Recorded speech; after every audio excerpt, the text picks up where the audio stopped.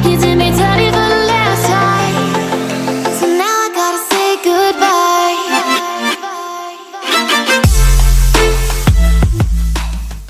Di video kali ini kita akan bahas film pahlawan super Amerika tahun 2022 berdasarkan karakter Marvel komik yang disebut Morbius. Film ini dimulai di Costa Rica di mana sebuah tim ilmuwan tiba di pintu masuk gua. Pemimpin ekspedisi, Dr. Michael Morbius memerintahkan tim untuk memasang perangkap di pintu masuk. Kemudian dia maju dan memotong telapak tangannya untuk memikat makhluk di dalam gua keluar. Setelah itu, sekelompok kelelawar terbang keluar. Tim mundur ke helikopter, tetapi Morbius tetap berdiri seperti sedang menunggu sesuatu. 25 tahun sebelumnya di Yunani, adegan berpindah ke Michael Morbius muda di mana Dr. Emil Nicholas memperkenalkan Lucin kepadanya. Keduanya menderita penyakit darah dan dokter tersebut bertanggung jawab untuk merawat mereka. Saat mereka berbicara untuk pertama kalinya, Morbius langsung memanggilnya Milo karena anak terakhir yang ada di sana bernama seperti itu. Setelah berbincang-bincang sejenak, mesin Milo tiba-tiba rusak dan dia pingsan. Morbius menggunakan pegas dari pulpennya untuk memperbaiki mesin tersebut dan berkat itu Milo bangun kembali. Dokter tersebut terkesan dengan kecerdasan Morbius dan berencana untuk memindahkannya ke sekolah eksklusif di New York. Setelah Morbius pergi, Milo diganggu oleh sekelompok orang yang kemudian memukulinya, hingga Dr. Nicholas datang untuk menyelamatkannya. Singkat cerita, Morbius dewasa berhasil memperoleh gelar doktornya pada usia 19 tahun, dan dia dikenal atas usahanya dalam menyembuhkan penyakit yang ditularkan oleh darah. Karena itu, dia mendapatkan penghargaan Nobel di Swedia, tetapi dia menolak penghargaan tersebut. Dia kembali ke bekerja di mana dia merawat Anna yang menderita penyakit yang sama dengannya. Di rumah sakit, Morbius bekerja dengan pacarnya, Dr. Martin Bancroft, yang berpikir bahwa Morbius terlalu memaksakan diri. Dia juga menyebutkan tentang seorang pria bernama Milo yang menjadi sponsor proyek mereka dalam mencampur DNA manusia dengan DNA kelelawar. Ternyata, dia menyimpan kelelawar dari gua sebelumnya untuk mempelajarinya lebih lanjut karena dia percaya bahwa kelelawar bisa menjadi obat untuk penyakit tersebut. Martin menantang ide Morbius, jadi Morbius segera menguji serumnya pada tikus laboratorium untuk membuktikan teorinya. Namun, tikus tersebut mati dan Anna mulai mengalami kejang. Mereka bergegas ke kamar Anna dan berhasil menyebabkan koma sebelum dia mengalami stroke. Tidak lama setelah itu, Martin melihat ke belakang laboratorium dan menemukan bahwa tikus laboratorium mulai bergerak. Mereka menyimpulkan bahwa serum tersebut berhasil. Singkat cerita, Morbius pun bertemu Milo dan Nicholas, memberitahu mereka tentang terobosan tersebut. Keduanya pergi ke taman di mana Morbius meminta Milo untuk memberikan lebih banyak uang agar dia dapat melanjutkan eksperimen di perairan internasional karena ini tidak sepenuhnya legal. Dia memperingatkan Milo bahwa mereka tidak punya banyak waktu dan Morbius harus bergerak cepat sebelum terlambat bagi keduanya. Singkat cerita, kapal berlayar ke perairan internasional dan Martin juga hadir di sana untuk membantu Morbius. Setelah memastikan serum tersebut aman, Morbius memutuskan untuk melakukan uji coba pada manusia.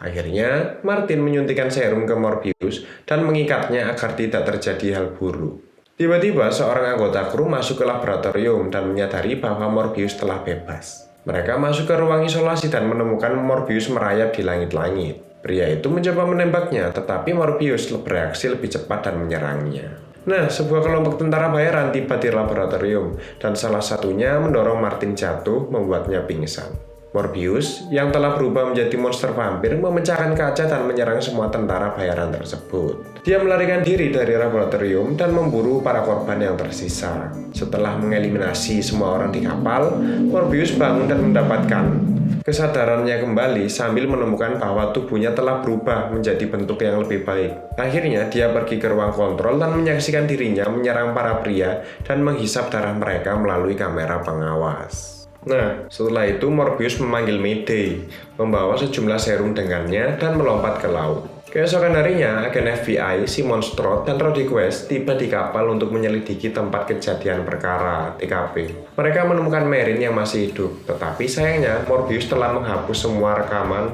pengawasan. Sementara itu, Nicholas dan Milo mengetahui kejadian tersebut dari berita. Morbius kembali ke rumah sakit dan segera menuju labnya di mana ia mengkonsumsi sampel darah untuk menghilangkan dahaga. Dari seorang yang hampir tidak bisa berjalan, Morbius sekarang memiliki kecepatan dan kekuatan kekuatan yang luar biasa. Dia masuk ke dalam tangki dan kelelawar menganggapnya sebagai pemimpin mereka. Kemudian ia menemukan bahwa darah buatan tidak dapat menjaga stabilitasnya untuk waktu yang lama. Tepat sebelum Morbius kembali ke keadaan monsternya, Milo muncul dan membantunya mengendalikan diri dengan memberinya lebih banyak sampel darah. Milo mengetahui bahwa Morbius telah sembuh sepenuhnya dan ingin disuntik dengan serum juga.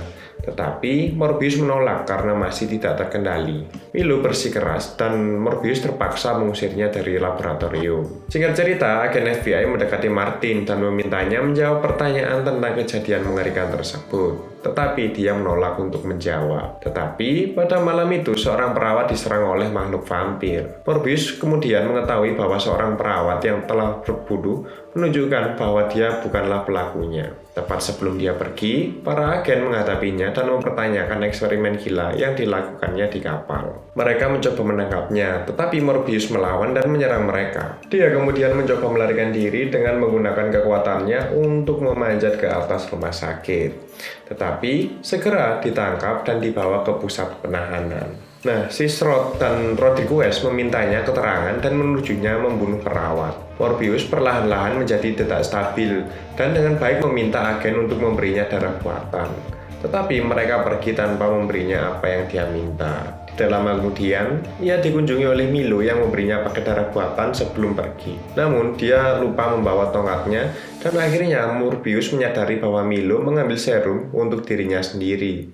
Yang berarti dia adalah orang yang membunuh perawat yang tak bersalah. Kemudian dia berubah menjadi monster vampir lagi dan melarikan diri.